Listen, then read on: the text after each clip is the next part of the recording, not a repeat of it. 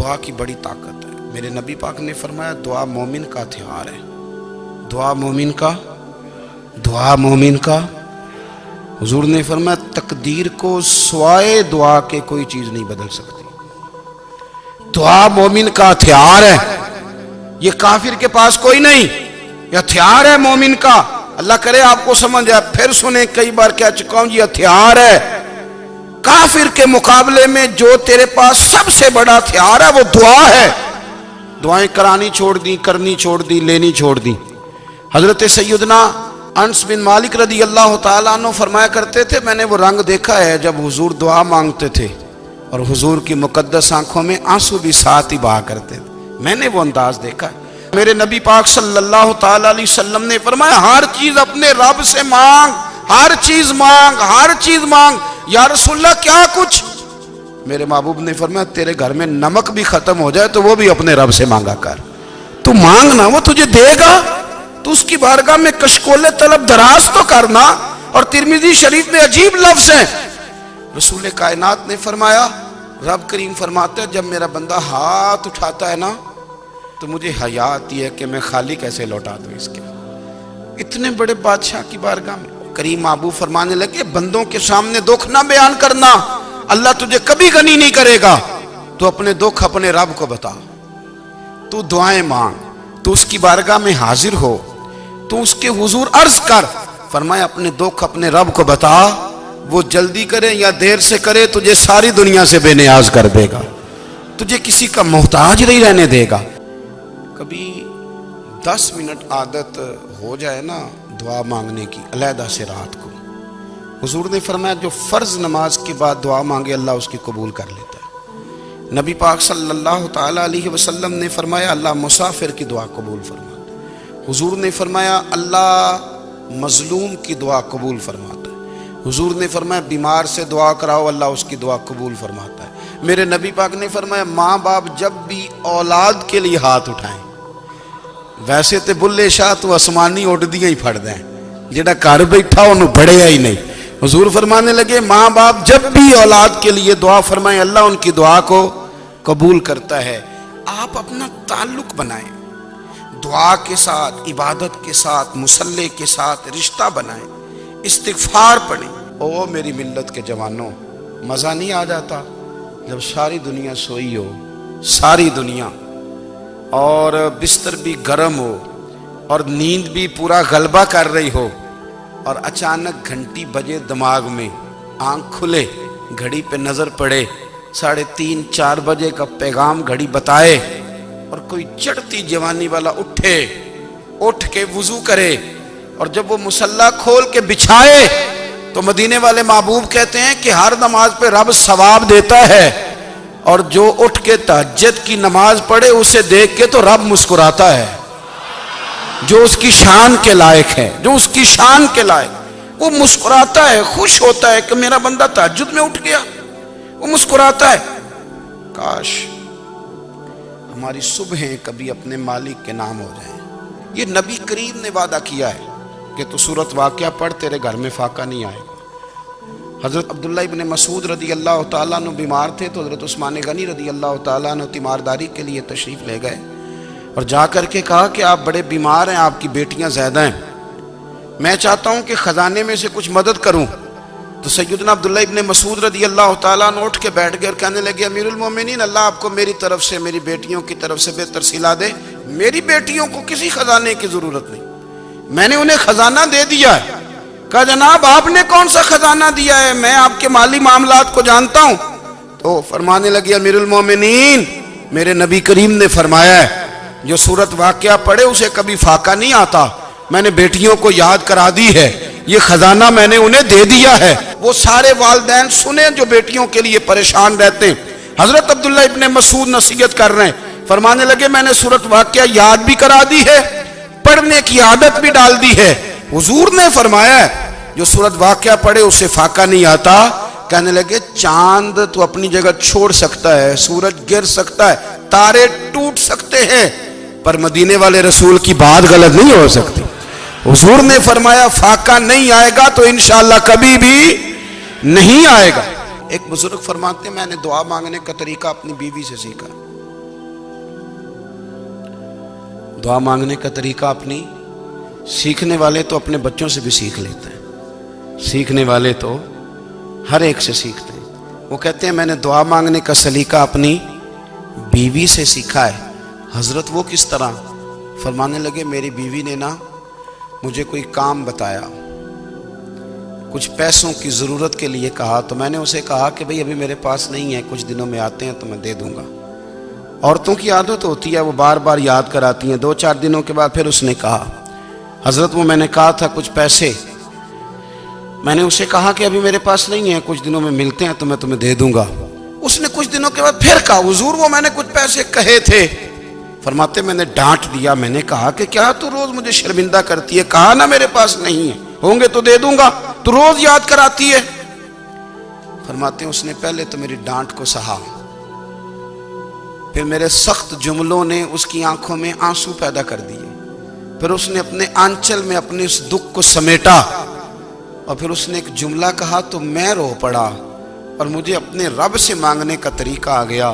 مجھے کہنے لگی حضرت جی آپ نے ڈانٹ دیا، میں نے سہ لیا، پر آپ ہی میرے شوہر ہیں، بتائیں نا آپ سے نہ کہوں تو میں کس سے جا کے کہوں۔ فرماتے ہیں میں رو پڑا، اور میں کھل کے رویا، اور میں تڑپ کے رویا، اور پھر میری سسکیاں بند گئیں۔ تو مجھے کہنے لگی آپ کو کیا ہوا؟ میں نے کہا مجھے بھی دعا مانگنی آ گئی ہے۔ جب میں اسے کہوں گا نا اللہ تو ہی میرا رب ہے، میں تجھ سے نہ کہوں تو میں کس سے جا کے کہوں؟ میں کیوں کسی بندے سے سوال کروں؟ میں کیوں کسی دنیا دار سے کہوں؟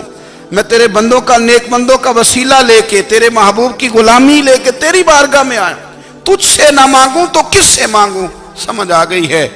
جب میں اس رنگ میں مانگوں گا تو پھر رب میرے اوپر بڑا ہی فضل فرمائے گا، وہ میرے اوپر بڑی رحمت کرے گا، وہ میرے لیے آسانیاں کرے گا۔ عزیز دوستو، ہم اس طرح کرنے لگ گئے ہیں کہ ہم نے نا اپنے تعلقات پر اعتماد کرنا شروع کر دیا ہے۔ میرے تعلقات بہت ہیں، ہم نے اپنی دولت پر اعتماد کرنا شروع کر دیا ہے، میرے پاس دولت بہت ہے۔ ہم نے اپنے علم پر، اپنی شہرت پر اعتماد کرنا شروع کر دیا ہے کہ میرے پاس فلاں چیز بہت ہے۔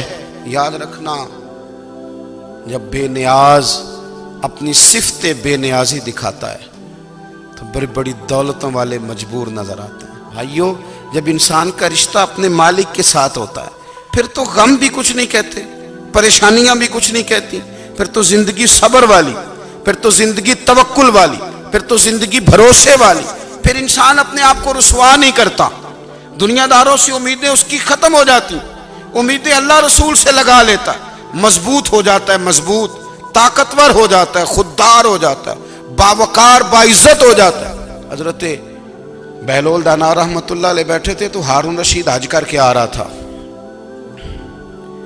تو رستے میں حضرت شیخ سے ملاقات ہو گئی، تو السلام علیکم کے بعد کہنے لگا حضور کوئی حکم ہو تو بتائیے گا۔ تو حضرت بہلول دانا فرمانے لگے تیرا رب کون ہے؟ اس نے کہا اللہ۔ تو فرمایا میرا کون ہے؟ کہا اللہ۔ فرمانے لگے تو بڑا ہی بیوقوف ہے، کیا تو یہ سمجھتا ہے کہ رب ہارون رشید کو تو دے گا اور بہلول دانا کو بھول جائے گا؟ تیرا بھی وہی رب ہے، میرا بھی وہی رب ہے، اس نے اگر تجھے دے کے آزمایا ہے تو ہو سکتا ہے مجھے نہ دے کے آزما رہا ہو، جب اس کی حکمت کے تقاضے ہوں گے تو عطا کرے گا اور دے گا، تو جا اپنا کام کر۔ بھائی اپنی روحانی زندگی، اپنی عبادات، اپنے وظائف، اپنے روزمرہ کے معاملات، اپنی دعائیں، اپنا استغفار، دیکھو کوئی مشکل کام تو نہیں، 2 رکوع ہیں سورہ واقعہ کہ اگر رات کو پڑھ لی جائے تو۔ میں کس طرح یہ بات بیان کروں کہ تعویذ بانٹنا آسان ہے اور وظیفہ بتانا مشکل ہے۔ سارا دن تعویذ بانٹیں تو لوگ لینے کو تیار ہیں، اور اگر آپ وظیفہ بتائیں تو کہتے ہیں تو مشکل کام ہے۔ او خدا کے بندے، اگر آپ کا تعلق قرآن پاک کے ساتھ مضبوط ہو، قرآن پاک کے ساتھ اگر آپ کا رشتہ ہو، لوگ سفارشیں ڈھونڈتے ہیں نا دنیا میں، کوئی تعلق مل جائے تو میرا کام ہو جائے، دنیا میں اتنا مشکل معاملہ ہے، آخرت میں مجھے بتائیے گا کتنا مشکل معاملہ ہوگا۔ میرے نبی پاک صلی اللہ تعالی علیہ وسلم نے فرمایا جو لوگ سورہ ملک پڑھا کرتے تھے نا، سورہ ملک، یہ سورت ملک قیامت میں ان کی سفارش کرے گی، اور اس طرح کرے گی کہ کہے گی اے اللہ یہاں اس بندے کو جنت میں داخل کر دے یا مجھے قرآن پاک سے علیحدہ کر دے، تو رب فرمائے گا جا اس کا دامن تھام کے اسے جنت تک پہنچایا۔ آپ بات کو سمجھیں، جب آپ کے تعلقات اپنے معاملات کے ساتھ مضبوط ہوں گے. حضرت عبداللہ ابن عمر کو نبی پاک نے فرمایا تھا راجل صالح، یہ نیک بندہ ہے، یہ متقی آدمی. حضرت عبداللہ ابن عمر رضی اللہ تعالیٰ عنہ سیدنا فاروق اعظم رضی اللہ تعالیٰ عنہ کے صاحبزادے ہیں، اور ان کی ہمشیرہ سیدہ حفصہ رضی اللہ تعالیٰ عنہ حضور کی زوجہ محترمہ. ایک دن اپنی ہمشیرہ سے کہنے لگے کہ نبی کریم صلی اللہ تعالیٰ علیہ وسلم گھر میں آئے نا، اور اگر حضور غم امت میں پریشان نہ ہوں، طبیعت کو حشاش بشاش دیکھو، تو ذرا پوچھنا تو صحیح حضور کا میرے بارے میں کیا خیال ہے، پوچھنا تو صحیح کہ کریم کی بارگاہ میں میرا کیا مقام ہے، میرے بارے میں حضور کیا فرماتے ہیں. اب بہن کو کام بتائے، اور بتائے بھی بھائی، اور پھر بہن وہ کام نہ کرے، یہ تاریخ میں ہوتا نہیں. حضرت عمر فاروق رضی اللہ تعالیٰ عنہ کی صاحبزادی ام المومنین رضی اللہ تعالیٰ عنہ فرماتی ہیں کہ میں تو بس منتظر تھی. انہوں نے تو کہا تھا نا کہ اگر تم حشاش بشاش دیکھو تو بات کرنا، لیکن حضور تشریف لائے، میری باری تھی، میرے گھر تشریف لائے، کھانا پیش کیا تو فوراً میں نے عرض کی حضور ایک بات پوچھنی تھی. تو حضور نے فرمایا پوچھئے. میں نے عرض کی حضور میرے بھائی عبداللہ ابن عمر کے بارے میں آپ کا کیا خیال ہے؟ نوجوانوں میری بات پہ غور کرنا، میرے بھائی کے بارے میں آپ کا کیا خیال ہے؟ تو نبی کریم صلی اللہ تعالیٰ علیہ وآلہ وسلم نے میری طرف دیکھا، اور پھر حضور زیر لب تھوڑا مسکرائے. حضور مسکرا دیتے تھے نا تو جو بڑا دکھی ہوتا تھا وہ بھی ہنس پڑتا تھا. اب سوال پیدا ہوتا تھا کہ پھر تو اس مسکراہٹ کے لیے انتظار کرنا پڑتا ہوگا کئی مہینے کہ حضور مسکرائیں تو رونے والے ہنسیں. تو اعلیٰ حضرت فرماتے نہیں، انتظار نہیں کرنا پڑتا، یہ مسکراتے رہنا تو حضور کی عادت ہے. جس کی تسکین سے روتے ہوئے ہنس پڑے، اس تبسم کی عادت پہ لاکھوں سلام. یعنی یہ تو عادت ہے حضور کی مسکراتے رہنا، اس کے لیے انتظار نہیں کرنا پڑتا. بھائیو آپ خیال رکھیں گے، غور کریں گے. حضرت عبداللہ ابن عمر رضی اللہ تعالیٰ عنہ کے بارے میں پوچھا تو سیدہ فرماتی ہیں کہ نبی کریم صلی اللہ تعالیٰ علیہ وسلم نہ زیر لب مسکرائے اور فرمایا حفصہ تیرا بھائی ہے تو اچھا، لیکن میں نے سنا ہے کہ عشاء کی نماز پڑھتا ہے تو فجر تک سویا ہی رہتا ہے. او نوجوانوں، 10 بجے تک سونے کی بات نہیں ہوئی، 9 بجے تک سونے کی بات نہیں ہوئی، 11 بجے اٹھنے کی بات نہیں. حضور فرمانے لگے میں نے سنا ہے کہ عشاء کی نماز پڑھ کے سو جاتا ہے اور فجر تک سویا ہی رہتا ہے، اسے چاہیے کہ تہجد کے وقت اٹھا کرے، اللہ کی بارگاہ میں حاضر ہوا کرے، آہوزاری کرے، سجدے کرے، عبادت کرے. اٹھتا ہے اور فجر میں جا کے اٹھتا ہے. حضرت جناب حفصہ رضی اللہ تعالیٰ عنہ کہتی ہے میں نے جناب عبداللہ ابن عمر کو پیغام دیا اور میں نے کہا میرے جوان بھائی سن. نبی پاک نے فرمایا ہے تو اچھا پر تہجد میں نہیں اٹھتا، نفل نہیں پڑھتا.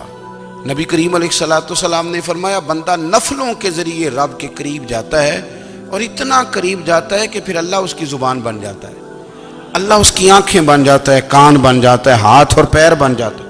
تو یہ تو عبادت ہے، یہ تو اللہ کی بارگاہ کی حاضری ہے جو آپ کو اللہ کے قریب کرے گی. تو اپنے نماز کو اہمیت دے کے ادا کریں، نمازیں موبائل بند کر کے ادا کریں. لیکن نا کچھ لوگ کہتے ہیں مجھے ٹائم نہیں ملتا نماز کا، تو میں کہتا ہوں یہ آپ نے بڑی جرت کی بات کی ہے. مجھے کو میرا پیر بھائی کہہ دینا میرے پاس ٹائم نہیں آپ کو ملنے کا، تو میں کہتا ہوں آج کے بعد آنا ہی نہ. تو کیا سمجھتا ہے تو بہت بڑا آدمی ہے، تیرے پاس ٹائم نہیں ہے اور ہمیں ملنے کا ٹائم، موج کر. تو آپ نے اللہ رسول کو کہہ دیا ٹائم نہیں. اور عجیب فلسفہ ہے نا، کہا جائے نماز پڑھنے آؤ تو کہتے ہیں کپڑے ٹھیک نہیں، اور کہا جائے کہ آؤ ذرا دعوت پہ چلیں تو کہتے ہیں 1 منٹ ٹھہر میں کپڑے بدل کے آیا. نماز کے لیے کہا تو کہتا ٹھیک نہیں، دعوت کے لیے کہا تو کہتا میں ذرا تیاری کر لوں، یوں جانا مناسب نہیں. یہ معاملہ ٹھیک نہیں. رب تو فرماتا ہے کہ جب تو مسجد میں آ تو زینت اختیار کر کے آ، خوب ذوق سے دعا مانگے، خوب شوق سے نماز پڑھیں، خوب استغفار کا مزاج بنائیں. آپ لوگوں کے بیچ رہ کے سوکھ حاصل کرنا چاہتے ہیں، لیکن آپ کو پتہ ہے کئی مہینے غار حرا میں رہنا بھی مدینے والے محبوب کا طریقہ ہے. ہر سال اعتکاف بیٹھنا الگ سے، یہ بھی حضور کا طریقہ ہے. مسجد نبوی کے اندر دروازہ کھلتا تھا نبی کریم کا، پر گھر کے اندر نفل پڑھے نبی پاک، اور حضور فرماتے ہیں کچھ نفل نماز گھر میں بھی پڑھا کرو، گھر کو قبرستان نہ بناؤ، ہمارا گھر اللہ کے ذکر سے آباد ہوگا۔